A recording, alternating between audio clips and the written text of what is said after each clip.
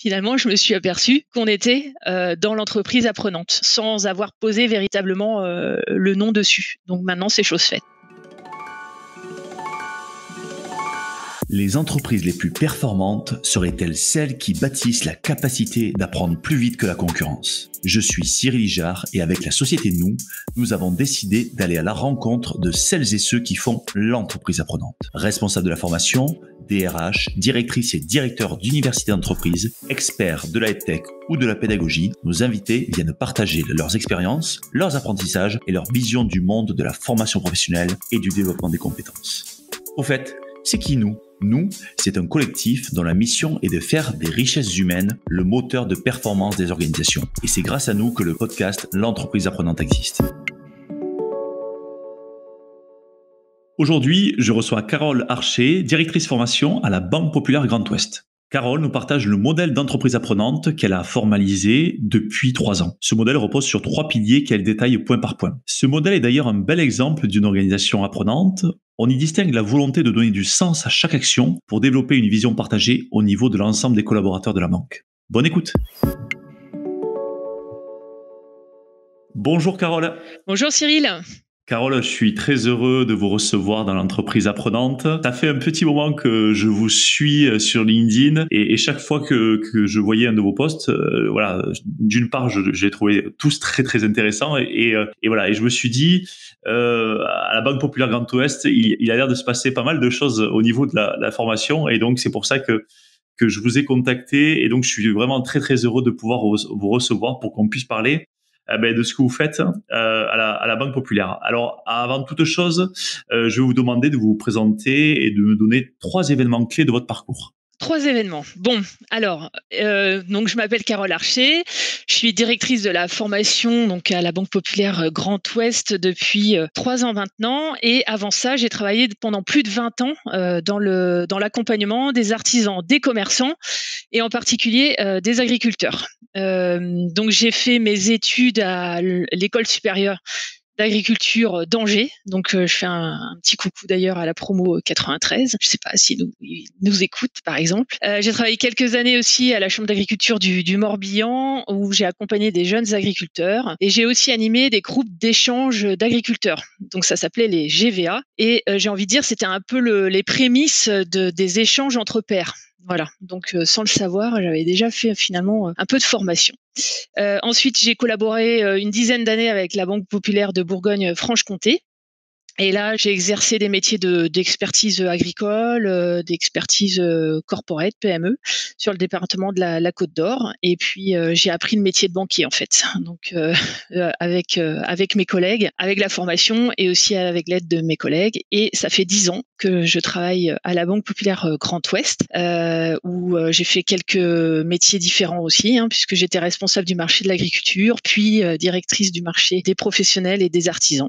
Et puis un petit virage professionnel en 2019 du côté de la formation. Donc ça fait 3 ans que je suis directrice de la formation. Donc voilà, c'était aussi un nouveau pari pour moi, un nouveau job. Voilà. Super. Effectivement, parcours riche sur la partie à la fois business et au niveau de l'agriculture, sur ce secteur d'activité.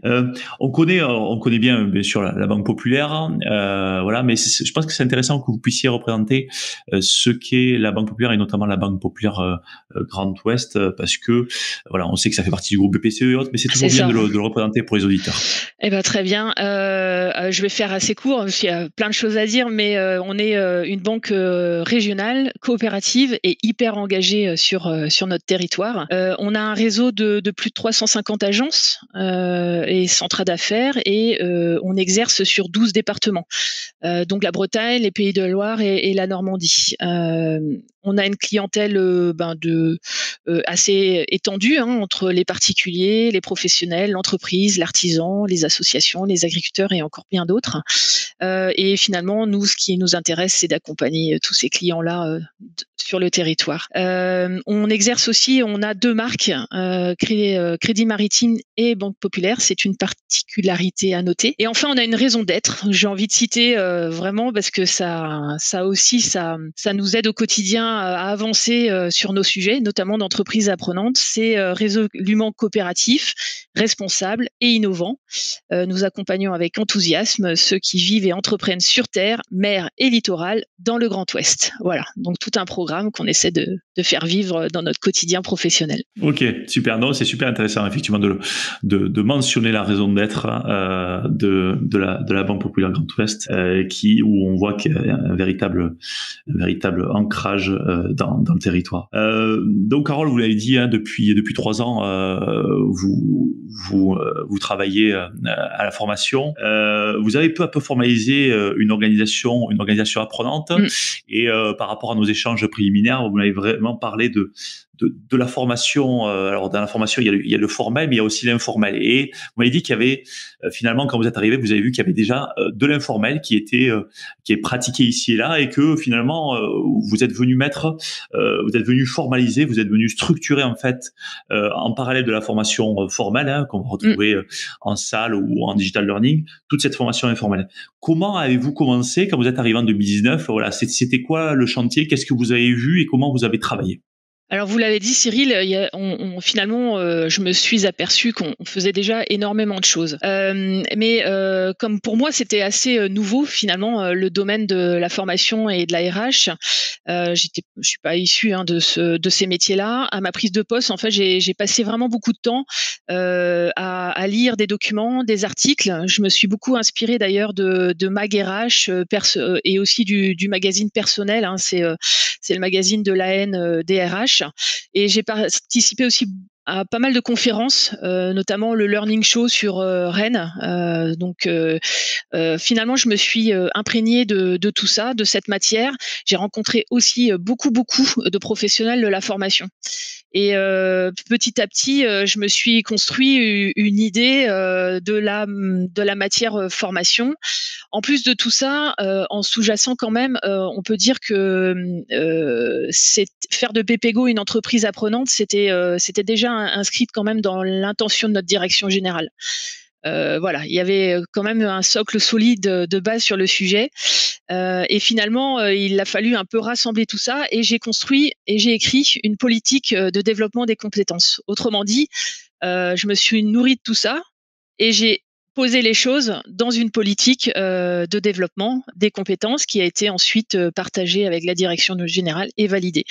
Et en filigrane, finalement, je me suis aperçue qu'on était dans l'entreprise apprenante, mais finalement sans avoir posé véritablement le nom dessus. Donc maintenant, c'est chose faite. Ouais, et ce qui est marquant, c'est que vous êtes rendu compte en fait des pratiques et de la culture qui était déjà là. C'est ça, exactement. Et c'est ça qui est assez fou, c'est que parfois, quand on est pris dans le feu de l'action, où on fait plein de choses, finalement, on prend pas ce temps pour se poser et réfléchir.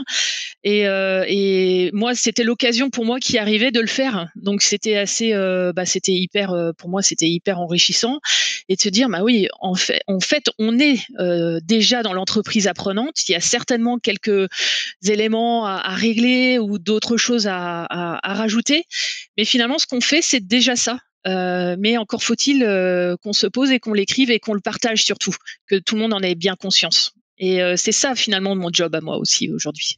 C'est ça. Okay. C'est pour ça que je suis là aussi. Ouais, c'est clair. Et puis non, mais ce qui est frappant, c'est que vous arrivez finalement en 2019 avec un peu une posture de candide, et vous regardez la littérature d'un côté et vos pratiques de l'autre, et vous dites, ah mais en fait ça on le fait, il faudrait qu'on le fasse, et vous arrivez finalement à lier les points et à écrire une politique de développement des compétences qui s'enracine finalement dans ce que vous avez fait et qui va chercher encore plus d'éléments dans les organisations apprenantes. Donc c'est ce que je trouve effectivement très intéressant, et vous l'avez dit, formaliser, partager. Voilà, je pense que ça, c'est des notions aussi qui sont très importantes parce que parfois le faible que l'on a dans les entreprises, c'est le fait que on a des super idées, mais on n'arrive pas à les formaliser et on n'arrive pas à les partager. Et notamment au niveau des services formation, on s'en rend compte que parfois les stratégies formation sont très très bonnes, mais comme elles sont mal partagées ou peu partagées, que la communication ne passe pas trop, eh ben on n'arrive pas à faire adhérer les équipes. Donc ça c'est voilà, vous Ouais. n'êtes pas arrivé avec une stratégie ex nihilo en Ah vous non, non, non. disant voilà. Non, non, Exactement. Donc, non, non, j'ai on- beaucoup regardé et ce que vous dites, Cyril, c'est vraiment ce qu'on vit. Les services formation font vraiment un boulot de dingue, en vérité, mais ont un mal fou à communiquer. En fait, il faut vraiment qu'on soit dans le marketing aussi, et la communication. Et ça, je pense que c'est aussi les prochains défis à relever, hein, pour les services de formation, être aussi dans le marketing de ce qu'on fait, pour que ça soit voilà, proposé au plus grand nombre et compris aussi surtout. vous n'êtes pas la première à me le dire, hein, et effectivement, non, non, mais on est, moi qui viens du marketing, je ne peux que qu'acquiescer, je ne peux qu'acquiescer. On fait beaucoup de progrès, hein, sur le sujet. Maintenant, je voudrais qu'on rentre dans le vif du sujet de ce que vous avez mis en place. Est-ce que vous pouvez nous partager les piliers de votre modèle organisation apprenante chez Banque Populaire Grand Ouest? Oui, je pars du principe où on a travaillé le sujet en 3 phases, enfin en tout cas en 3 piliers. Le premier, je dirais c'est le pilier individuel. C'est comment moi je développe mes compétences, en fonction, finalement de mon désir, d'apprendre, de mon désir d'évoluer et cetera. Donc là, on est sur des choses assez, qu'on connaît, hein, comment est-ce que je développe mes compétences en termes de savoir, savoir-faire et savoir-être. C'est très classique, mais finalement, c'est bien de le redire. Donc, on est très centré sur la personne. Et puis ensuite, il y a l'autre pilier qui est comment est-ce qu'on travaille en collectif. Finalement, ça aussi, c'est hyper important. C'est comment les collaborateurs, bah, finalement, collaborent ensemble. Pour faire avancer les choses et transformer l'entreprise. Et enfin, il y a le pilier aussi organisationnel ou je dirais plutôt le pilier de la culture d'entreprise. Donc, je mettrais 3 piliers en fait en entreprise apprenante, vu de ma fenêtre et compte tenu de mon expérience. Oui, effectivement, et puis ça résonne pas mal avec la littérature de Peter Senge qui a aussi inspiré pas mal d'entreprises et qui a inspiré aussi ce podcast. Donc avec un côté individuel sur la maîtrise personnelle, avec un côté collectif aussi, avec l'intelligence collective ou autre. Donc ça c'est très très très c'est effectivement on sent une vraie résonance. On va rentrer sur le pilier individuel. Hein. C'est voilà comment j'apprends, comment j'arrive à développer ma maîtrise personnelle, comment j'arrive à développer mes compétences, et savoir un petit peu comment vous avez appréhendé ce sujet au niveau. Voilà. Au niveau individuel, je dirais il y a un peu un socle de base, où, on a un peu un processus, mais qui, je dirais le même peut-être dans toutes les entreprises. D'abord, il y a une phase forcément d'évaluation. J'en suis où? En fait, pour savoir où on va, c'est c'est aussi intéressant, de voir d'où l'on vient. Donc il y a cette phase, d'évaluation qui est à mon avis, nécessaire. C'est de faire le point sur ses compétences, ses connaissances. Et puis ensuite, il y a une phase aussi de validation, de ces connaissances et compétences et aussi du programme de formation que je vais suivre. Et ça, on le fait en général avec son manager lors des entretiens annuels ou lors des entretiens qu'on peut faire au cours de l'année. Et ensuite, je planifie. Donc ça, c'est finalement un peu le rôle de la formation. Donc ça, c'était quelque chose d'assez classique. Et nous, ce qu'on a voulu rajouter à tout ça, c'est on a voulu compléter ce dispositif parce qu'on s'est aperçu finalement que les collaborateurs n'avaient pas une très bonne vision de ce qu'ils pouvaient faire en termes de formation. C'est-à-dire, ben oui, alors je sais que je peux peut-être faire ça, mais où est-ce que je m'inscris? Comment je fais pour et cetera? Donc, on a pris le parti il y a 2 ans en fait de révolutionner un peu le plan de développement des compétences parce que c'était quelque chose d'assez figé en vérité, jusqu'alors. On faisait un plan, on s'organisait, l'année d'avant pour se dire: «Bah tiens, on va former telle ou telle personne sur tel ou tel sujet» et puis, on faisait un budget en face et puis allez, le truc il déroulait et finalement, il y avait pas beaucoup, de possibilités d'en déroger.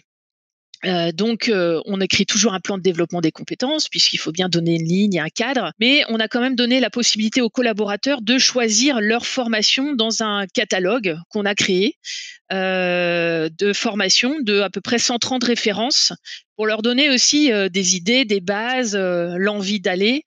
Et donc ça a été le travail de l'année dernière de tout réécrire finalement, l'offre de formation interne de BPGO.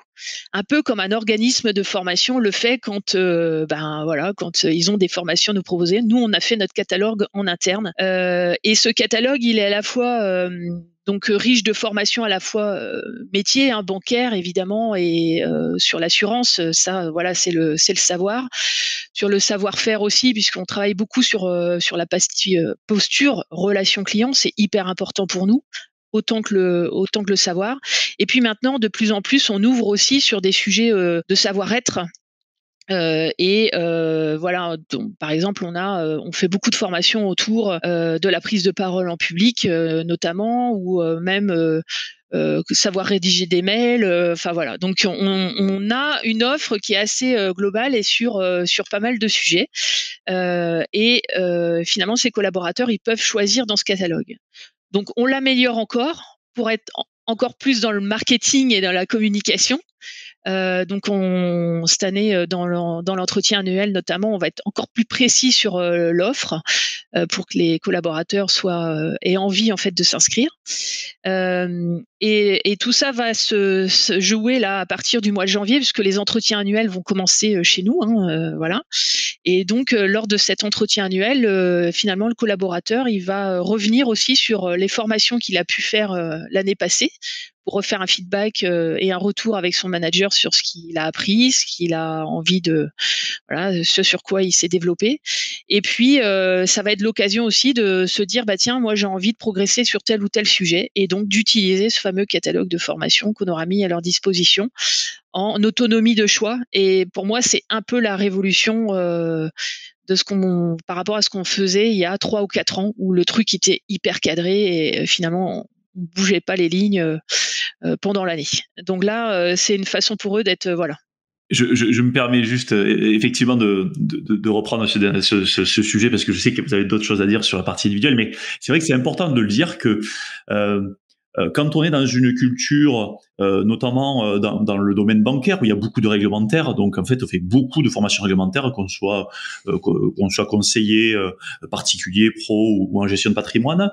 Donc on est habitué historiquement effectivement à avoir ce plan de formation qui nous arrive, sur lequel finalement on doit faire du réglementaire. Donc on se pose très très peu la question de notre développement individuel de compétences. On le fait par rapport à ce que demande le métier. Et quand vous arrivez avec cette proposition-là en disant maintenant tu vas avoir le choix, tu es collaborateur, tu vas avoir le choix sur 130 références, on se rend pas compte finalement de même de la difficulté psychologique qu'ont les gens parce qu'ils se disent à la fois ça ouvre le champ des possibles et à la fois j'ai toujours été habitué à ce qu'on m'amène à manger et maintenant c'est moi qu'il faut aller picorer à droite et à gauche. Donc on s'en rend compte, mais dans les cultures, c'est quand même un vrai marqueur de changement, quoi. C'est ce que je voulais souligner et c'est ce que vous avez dit, mais c'est très très important de souligner ce marqueur de changement. Et la question juste que j'ai avant de vous laisser continuer, c'est comment ils l'ont vécu, comment ils l'ont reçu finalement. Comment ils l'ont reçu? Ils sont, heureux de pouvoir le faire. Ils sont, comme vous le disiez Cyril, pas toujours encore très à l'aise sur le sujet. C'est un peu déstabilisant et ça nécessite finalement de se poser.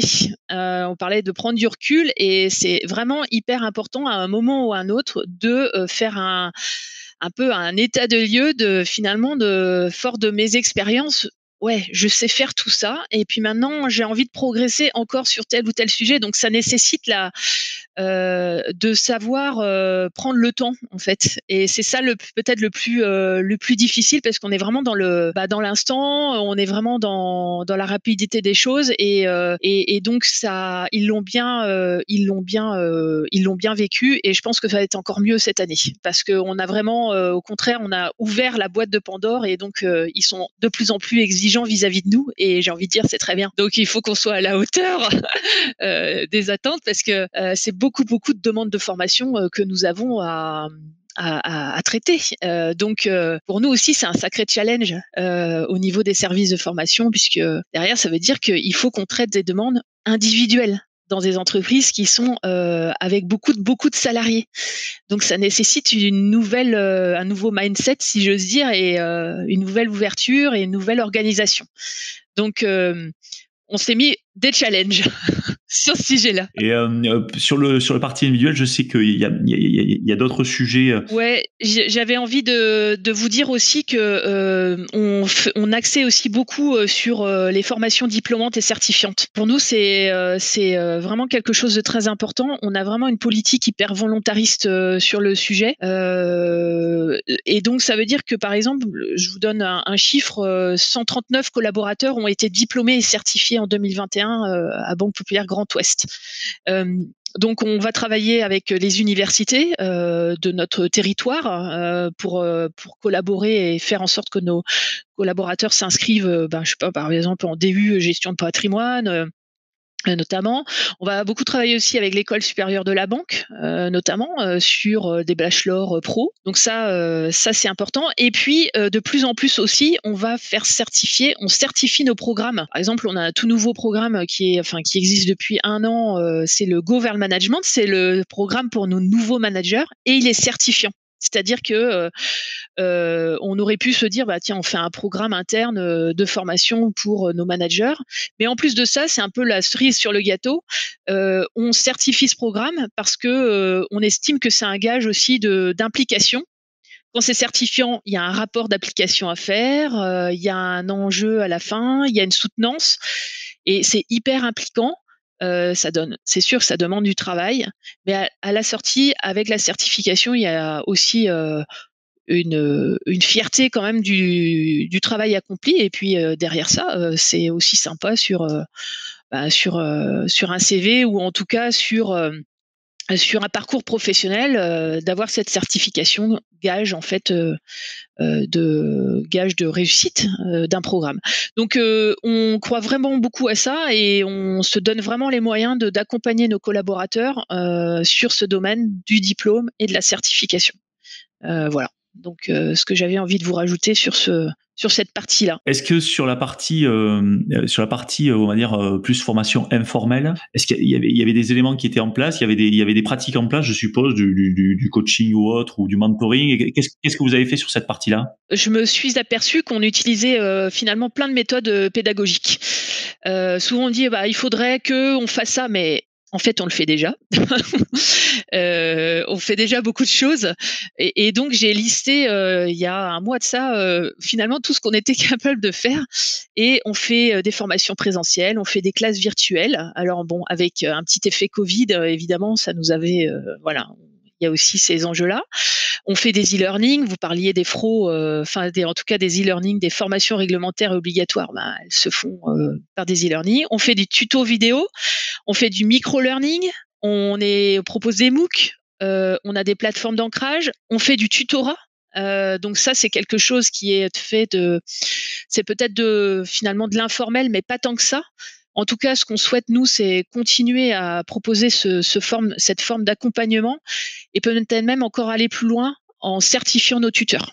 Donc ça, c'est l'objectif 2022, voilà, de pouvoir finalement faire en sorte que nos tuteurs soient encore plus armés à l'accompagnement en fait des collaborateurs qui arrivent dans un service ou dans une agence. On fait du coaching individuel, on fait du coaching collectif en présentiel, en distanciel et de l'accompagnement en situation de travail avec notre animation commerciale. Donc au final, on a à peu près toutes les méthodes pédagogiques possibles sur le marché. Et finalement, ce qu'on disait un peu informel, finalement, ne l'est pas tant que ça. Ou en tout cas, on souhaite faire en sorte qu'il le soit de moins en moins. Ouais, vous avez formalisé, structuré l'informel finalement. Et je me suis dit finalement, on ne se rend pas compte, mais tout ça, ce sont des moments de formation. Et parfois, les collaborateurs, ils se rendent pas compte, mais ouais, de l'importance, qu'ils ont, quand, ils reçoivent un nouveau collaborateur dans une agence, dans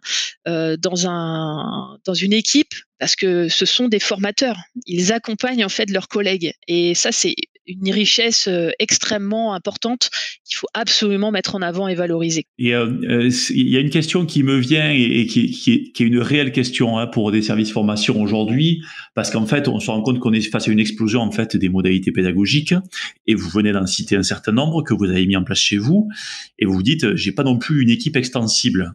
Donc, les services formation aujourd'hui, ils passent d'un, comment dire, finalement, d'une logique de producteur, c'est-à-dire ils produisent tout, à une logique finalement de connecteur. Parce que quand vous parlez de coaching, quand vous parlez de mentoring, quand vous parlez de tutorat, en fait, ce sont les gens sur le terrain qui finalement dispensent. Voilà. Et comment en fait vous arrivez vous à organiser ça, à le diffuser? Est-ce que vous avez une sauce secrète, ou en tout cas c'est quoi les repères que vous donnez au terrain, et comment vous interagissez avec le terrain pour que ça se passe? Alors, on essaie que ça se passe. Je dis pas que tout est facile, mais Cyril, vous avez raison. On est vraiment passé d'une logique, en fait, de la formation en mode, gestion budgétaire, gestion, organisationnelle, à une formation petit à petit qui est vraiment en mode conseil, en fait. Et c'est ça les enjeux, en fait, des services formation dans les années à venir. C'est finalement d'être des conseillers, et donc d'être vraiment à l'écoute, de ce qui se profile sur le marché et de ce dont ont besoin, en fait, les collaborateurs. Donc nous on passe notre temps à écouter, en fait. On passe notre temps à, voilà, à essayer de capter, les enjeux, des métiers, et finalement à être en conseil, fort de tout ce qu'on est capable de faire. Et donc pour ça, il faut qu'on ait plein d'aides en interne. Donc on a des animateurs commerciaux, qui sont aussi de gros relais, au niveau de la formation. On a une communauté de formateurs internes aussi, hein, qui est constituée et qui nous aide, à diffuser, en fait, ces méthodes pédagogiques. Et puis tout ce qu'on peut, nous aussi, en service formation, expliquer, accompagner, recevoir les managers des services. Donc on essaie finalement, de donner du sens à tout ce qu'on fait et à faire du conseil, auprès des collaborateurs avec des relais en interne. Je sais pas si je suis très claire, mais voilà, c'est ce qu'on essaie de faire. C'est très clair et c'est très concret, et ça permet de montrer que la formation, c'est un peu enfin, ce n'est pas que le sujet de l'équipe du service formation, et qu'en fait, effectivement, vous avez un certain nombre de relais qui vous permettent de pouvoir diffuser et de pouvoir mettre à disposition finalement des modalités pédagogiques, des pratiques, des outils, des contenus que les gens viennent saisir, s'approprier, tout ça. C'est exactement ça. Le sujet, ça n'est pas que notre sujet. On est un maillon, comme tout le monde dans comment dire? Dans l'entreprise, et c'est exactement ça la façon, enfin voilà, c'est comme ça qu'on porte le sujet. Mmh. Ok, ok, non, non, c'est très clair. Je voudrais maintenant qu'on arrive sur le volet collectif, hein. Vous nous avez parlé de ce pilier collectif. Comment, voilà, qu'est-ce que vous organisez au niveau collectif pour faire progresser l'organisation, finalement, progresser le collectif? Ouais, au niveau du collectif, j'ai envie de dire, qu'on on a beaucoup travaillé, sur nos méthodes, et les méthodes qu'on emploie sont vraiment basées sur, la résolution ou des problèmes et l'expérimentation. Donc quand on travaille en collectif, on va essayer d'expérimenter la créativité, le droit à d'erreur, on va faire du feedback, on va coopérer, et puis on va essayer aussi de travailler sur des sujets complexes. Donc ça, c'est un peu la base de ce qui nous anime. Alors fort de tout ça, on a mis en place un certain nombre de choses pour nous y aider, pour travailler finalement sur ce mode collaboratif. Je vais prendre quelques exemples très concrets. Par exemple, on travaille beaucoup maintenant en management visuel. Donc, plutôt que de faire, des réunions où le manager prend la parole et puis finalement, pousse en très descendant, les informations du jour, maintenant c'est, toute l'équipe participe à la réunion, évidemment avec un cadre, avec, des méthodologies, Mais finalement, c'est de dire que chacun dans une équipe a son expertise et aussi son regard à porter voilà, ce fameux management visuel est déployé au sein des agences et de plus en plus aussi au sein de nos équipes fonction support. On utilise aussi beaucoup les outils de facilitation. Donc ça derrière, ça nous aide. Alors c'est au début, c'était un peu, ouais, les post-it. Non, non, c'est pas du tout ça, la facilitation. C'est on s'est vraiment beaucoup, on a vraiment beaucoup professionnalisé le sujet à tel point qu'on a même une communauté de facilitateurs qu'on forme à la facilitation et ils interviennent dans les équipes pour résoudre des problématiques en mode expert. Donc, on utilise beaucoup ces outils-là pour faire de la résolution aussi de problématiques, par exemple. Et puis, on a d'autres sujets aussi qui nous permettent de travailler le collectif. Par exemple, on a des dispositifs qui permettent aux équipes de remonter des irritants, des cailloux dans la chaussure et on a une communauté, qui gère ça. Tiens, si moi, par exemple, il y a un truc, je me dis: «Voilà, c'est pas possible, ce process-là, il peut pas durer comme ça» ou moi j'ai une autre idée. Je pousse mon idée, en fait, à cette communauté qui la prend et ensuite, qui fait en sorte, que cette idée, si elle est bonne, elle aille jusqu'au bout et peut-être jusqu'à la résolution de mon problème. J'ai tellement de choses à dire, je sais plus où commencer, mais en tout cas, on a aussi des cafés, des e-cafés avec notre équipe transfo où les managers vont pouvoir partager, faire du codev un peu en mode très rapide et partager des problématiques. On fait du co-développement aussi. Donc là, selon la méthode vraiment canadienne, hein, là aussi, on est sur d'autres façons de résoudre les problèmes. Et on a j'en ai un petit peu parlé, plein de communautés. Et donc là, c'est aussi ce qui fait notre spécificité, je pense, puisqu'on a 11 ou peut-être même 12 maintenant. Donc de nombreuses communautés où ce sont vraiment des groupes de volontaires qui se disent, moi j'ai envie au-delà de ma mission, de participer à ce groupe-là pour autour d'un objectif qui est défini. Hein. Donc derrière, ça permet aussi de faire avancer le collectif en y participant. Alors, je sais pas si vous voulez quelques exemples, j'en ai donné quelques-unes, mais il y a les formateurs internes, j'ai parlé des cailloux dans la chaussure, j'ai parlé des facilitateurs. On en a même une qui s'appelle Respire et qui permet de travailler autour des sujets de transition écologique. On en a une qui s'appelle les ailes de BPGO qui travaille sur des sujets de mixité dans l'entreprise. Une autre qui s'appelle Handigo et qui permet finalement de démystifier la question du handicap et qui permet aussi de travailler ces sujets et de travailler la culture du handicap chez BPGO. On a une communauté des écoutants qui permet de faire des débriefings émotionnels. On a une communauté des alternants. On a une association sportive et maintenant une communauté des managers. Donc chacun peut, à mon avis, y trouver son compte. Et ce qui est chouette aussi, ce qui est assez fort, c'est qu'on a 2 jours par mois, si on le souhaite, à y consacrer en dehors de notre métier. Donc c'est ça qui est assez époustouflant. Ouais, et je pense que ça, c'est un marqueur parce qu'effectivement, on peut dire, OK, il y a des communautés qui ont été mises en place, mais d'une part, est-ce qu'elles vivent et d'autre part, est-ce qu'on me donne les moyens d'eux? Et là, quand vous dites, il y a 2 jours par mois, où j'ai la capacité de prendre, par exemple, le sujet du handicap, qui est un sujet qui me touche personnellement, j'ai envie d'aller dedans. Eh ben, si ce mois-ci, je peux y mettre un jour et demi ou 2 jours, ouais, et ça veut dire que la direction à valider et voire pousse les gens en fait à s'engager. C'est complètement ça, Cyril. C'est absolument ça. Et c'est vrai que ces 2 jours sont. Alors, je peux y passer 0, peut-être un mois, mais une demi-journée, un jour, 2 jours, c'est pas grave. C'est le fait aussi de se dire je peux le faire et si j'en ai envie. C'est pas chose facile dans dans un agenda qui est hyper contraint. Mais en tout cas, à certains moments, je peux y consacrer du temps. Et donc, il y en a pour tous les goûts. Ok, non, génial. Alors effectivement, on voit au niveau collectif que vous avez finalement choisi.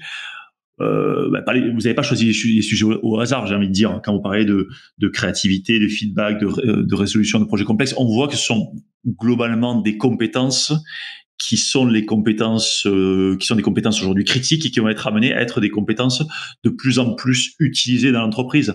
Donc on voit vraiment la dynamique cette dynamique collective qui doit aller vers comment l'organisation va mieux travailler ensemble finalement et va mieux résister, va mieux innover, parce qu'on parle de créativité, on parle de certaines choses, et puis le côté innovation, il me semble que c'est dans la raison d'être. Donc on voit vraiment que au niveau collectif, vous avez mis un socle qui permet à l'ensemble de progresser, quoi. Et ça, je trouve ça assez, je trouve qu'il y a un vrai alignement en tout cas dans ce que vous faites. Ouais, tout ça est, finalement, en faisant partie d'une communauté, je vais pouvoir, d'abord apporter mon expertise, mes compétences, mais aussi les développer. Parce que dans chaque communauté, en fait, on a une charte et avec des objectifs, voilà, des attendus. Si tu y viens, bah, voilà, il y a des droits et des devoirs, et puis aussi, si tu viens dans cette communauté, tu vas pouvoir progresser sur tel ou tel champ de compétences. Donc c'est pas anodin parce que c'est finalement donnant-donnant.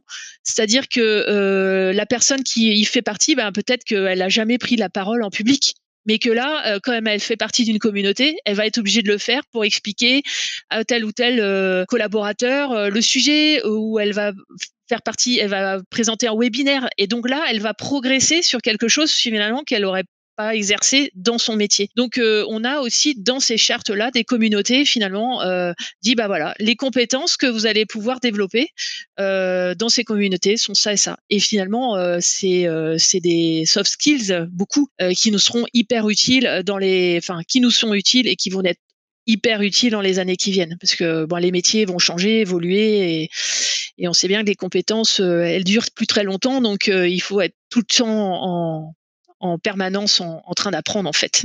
Ouais, il faut avoir le bon comportement pour. Donc c'est vrai que les soft skills sont assez utiles. Carole, on sait que on va arriver sur le troisième pilier dont vous m'avez parlé tout à l'heure, c'est le fait que les organisations apprenantes, ce sont des organisations dont la culture, bien sûr, doit être ouverte à cette acquisition et à cette transmission du savoir, hein, notamment cette compétence d'apprendre à apprendre est assez importante. Mais comment vous influencez l'évolution vers cette culture apprenante chez Banque Populaire et Grand Ouest, et voilà, comment vous arrivez à faire émerger chez chacun des collaborateurs cette culture apprenante? Alors, donc on l'a exprimé par le pilier individuel lors des entretiens, la prise de conscience de mes compétences et finalement ce que je dois travailler, ce que j'ai envie de travailler. Ensuite, il y a le volet, on l'a dit, collectif, où finalement, collectivement, je vais apprendre avec les autres. Et puis aussi la question de la culture et de l'engagement des collaborateurs vis-à-vis de ça. Et j'ai envie finalement de parler de là, du rôle des managers. Dans cette culture apprenante, et on a beaucoup travaillé ces dernières années sur finalement ce rôle des managers, à la fois sur leur rôle on va dire classique, hein, de gestion d'une équipe, des objectifs, etc. Mais fort en fait de cette envie de pousser vers l'entreprise apprenante, on a travaillé sur un pacte managérial. Autrement dit, on a écrit avec les collaborateurs, avec les managers, le rôle du manager BPGO. Et donc il y en a 5 au total, et il y en a un qui s'appelle incarner le sens. Donc déjà ça donne un peu voilà. Déjà faut le connaître, et puis ensuite faut l'incarner. Donc ça veut dire qu'il va falloir que je l'explique à mes collaborateurs. Et il y a 2 autres rôles qui sont extrêmement importants pour nous. C'est grandir soi-même. Donc comment moi manager, je continue aussi de progresser, et comment je fais grandir mes collaborateurs. Et dans le rôle des managers, il y a ça. C'est-à-dire que on va leur donner aussi les clés pour pouvoir y parvenir. Donc on a écrit un pacte qui a été partagé à l'ensemble des managers. À l'intérieur, il y a évidemment des indicateurs, des exemples, etc. Mais on s'est pas arrêté là, parce qu'on s'est dit c'est qu'un livre finalement. Donc il faut qu'on le fasse vivre. Et on a recréé tout un pan de formation, c'est-à-dire un accompagnement pour les managers sur ces sujets-là. Et donc on a créé l'académie des managers BPGO.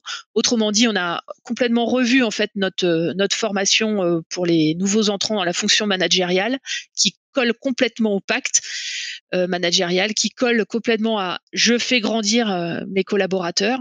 Donc ils vont beaucoup parler de communication, d'écoute active, d'engager mon équipe dans un projet. Et donc ça, c'est de la culture d'apprendre. Enfin, c'est de l'entreprise apprenante. Et ensuite, pour les managers un peu plus expérimentés, on a une formation qui s'appelle Manager Ressources, où là vraiment ils vont aller travailler plutôt la notion, encore plus la notion d'accompagnement, mais aussi l'intelligence émotionnelle. Là, on est vraiment sur des managers très à l'écoute et faire en sorte que les collaborateurs soient aussi en autonomie et en capacité de pouvoir décider et choisir dans un cadre évidemment, mais en tout cas, et c'est ça aussi la culture, l'entreprise apprenante, c'est beaucoup l'autonomie en fait des collaborateurs. Comment est-ce que je peux moi être en autonomie de choix et en autonomie de faire. Évidemment, à partir du moment où le cadre il est posé, où les règles elles sont précises pour tout le monde, je suis en sécurité en fait pour pouvoir le faire. Donc, au niveau culturel, hein, on travaille beaucoup autour finalement des managers qui sont des rouages essentiels dans la diffusion finalement de toute cette entreprise apprenante. Donc, on essaie de raconter toute cette histoire et de faire qu'elle vive concrètement partout sur tout le territoire de BPGO.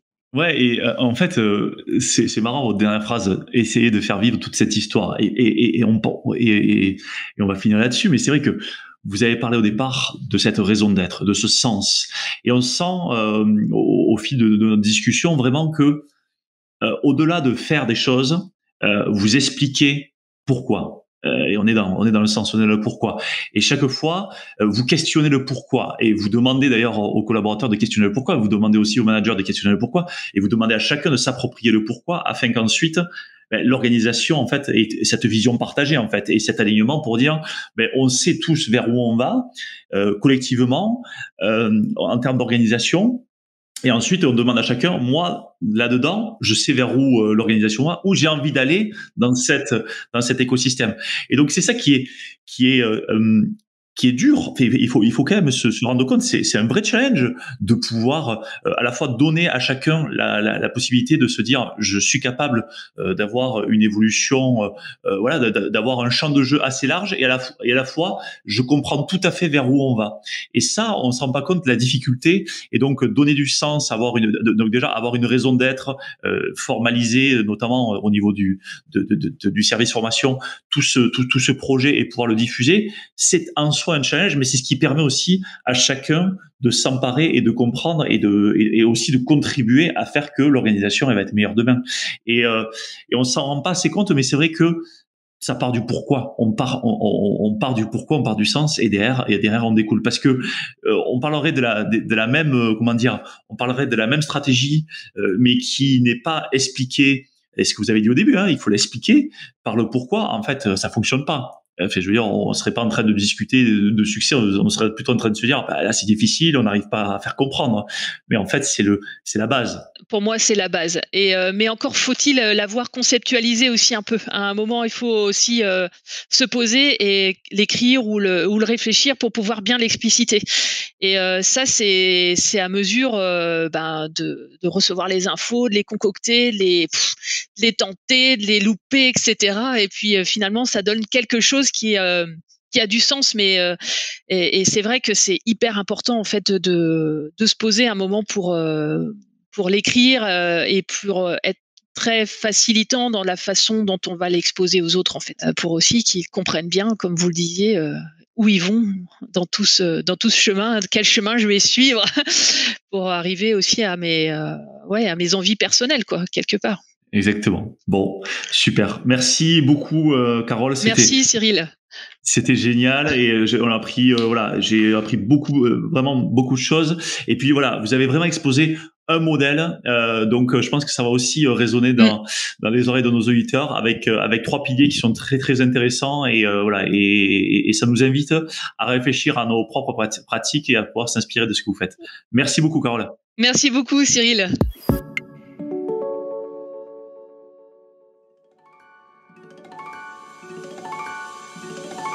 Attendez, ne partez pas si vite. Vous avez aimé cet épisode ? Dites-nous-le en laissant un commentaire, en le partageant auprès de vos collègues ou sur les réseaux sociaux et en laissant 5 étoiles sur Apple Podcast. Cela nous aide vraiment à faire connaître le podcast et nous motive à produire de nouveaux épisodes. L'entreprise apprenante vous a été présentée par nous. Nous est une entreprise dont la mission est de faire des richesses humaines le moteur de performance des organisations. Retrouvez-nous sur nous.co, nous.co. À très bientôt sur l'entreprise apprenante.